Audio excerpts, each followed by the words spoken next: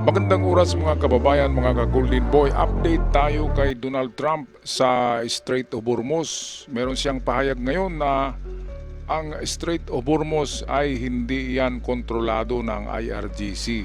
Yan ay kontrolado pa rin 100% ng Amerika, ng United States Navy. Kaya kung sino man ang gustong pumasok o lumabas na mga barko sa Strait of Hormuz, lalo na yung mga oil tankers, ay hihingi muna ito ng permiso sa United States Navy at hindi sa IRGC. Kaya itong mga propaganda ng IRGC na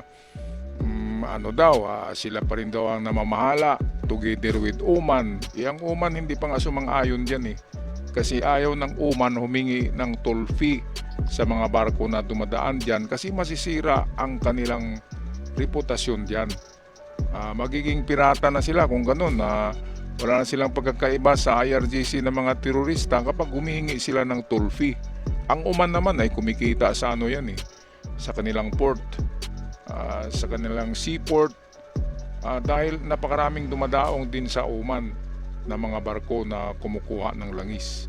Kaya hindi na kailangan pa na mamimirata pa ang Oman ng dumadaan lang diyan sa Strait of Hormuz na katulad ng ginagawa ng Iran ng IRGC na hindi lang meron naman sana silang malaking refinery ng langis, pero ang ginagawa nila namimirata pa rin Kaya hindi talaga magandang mga klaseng tao ang mga ito.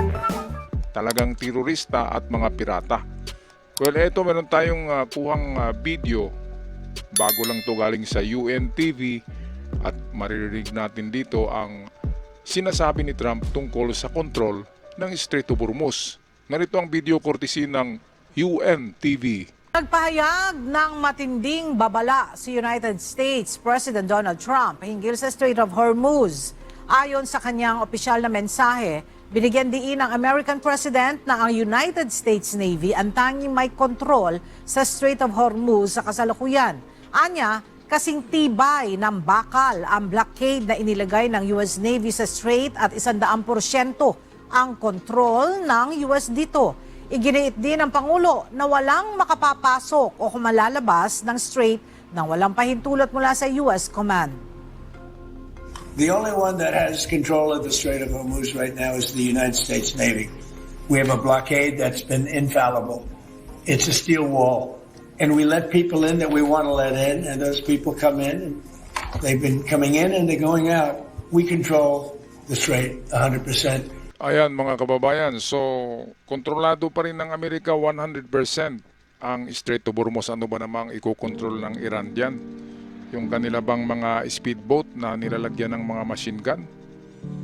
Parang mga ano lang yun parang mga itong hyena, parang mga wolves na kapag natulog ang lion ay umatake itong mga hyena at wolves. Parang ganun lang yun Parang mga vulture na kung wala ang agila ay yung mga karkas ay kinakain ng mga vulture. Parang ganun lang yun Ano ba namang power na merong ang Iran pa ngayon sa kanilang Iranian Navy? Wala na nga silang barko, wala nang submarino. Bakit matawag pa yan na Iranian Navy? Kahit Pilipinas kaya na silang girahin kung pag-usapan natin ay Navy.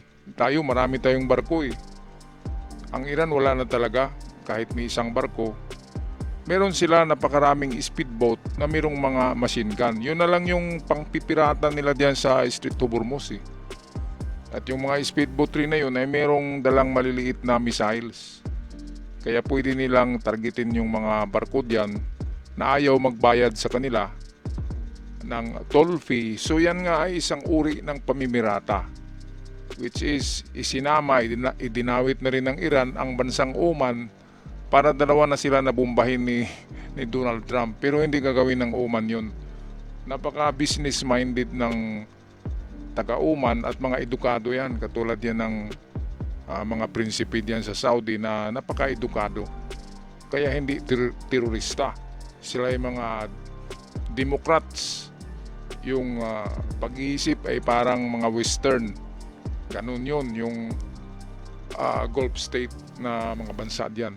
Alright, so anong masasabi nyo dito mga kababayan sa pahayag ni Donald Trump na 100% kontrolado ng Amerika ang Strait of Hormuz, kaya no worries at all mga kababayan. Paki-comment sa ating comment section. Ako'y magpapaalam na maraming salamat sa lahat. Hanggang sa muli, huwag kalimutan mag-subscribe.